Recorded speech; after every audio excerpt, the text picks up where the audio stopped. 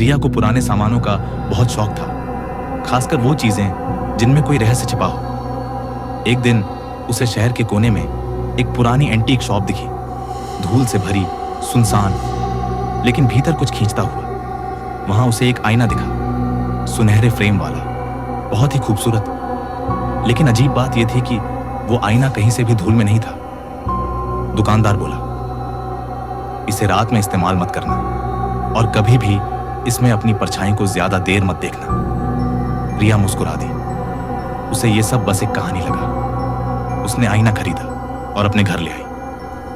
रिया ने उसकी बात को मजाक समझा और आईना अपने बेडरूम में टांग दिया। लेकिन पहली रात ही कुछ अजीब हुआ। रिया किताब पढ़ रही थी, तभी उसकी नजर आईने पर गई। उसे लगा कि आईने में उसकी परछाई मुस्कुरा रही है, जबकि वो खुद मुस्कुरा नहीं रही थी।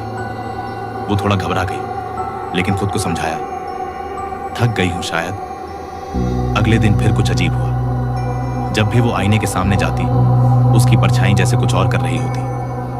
कभी बिना पलके झपकाए देखती, कभी मुस्कुराती रहती और कभी रिया को घूरती रहती। अब रिया डरने लगी थी। उसने आईना हटाने की कोशिश की, लेकिन वो दीवार से चिपक गया था। एक रात रिया को नींद में कुछ फुसफुसाहट सुनाई दी। मैं बाहर आना चाहती हूं। रिया का दिल तेज धड़कने लगा। उसने देखा, आईने में अब उसका चेहरा वैसा नहीं था। आंखें सुनहरी थी और मुस्कान डरावनी। फिर आईने से एक काला ठंडा हाथ बाहर आया, रिया को पकड़ लिया। वो चीखना चाहती थी, लेकिन आवाज नहीं निकली। कुछ ही पलों में रिया आईने के अंदर खिंच गई।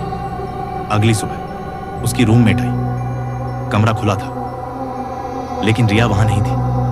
दीवार पर वही आईना टंगा था और उसमें रिया की परछाई मुस्कुरा रही थी।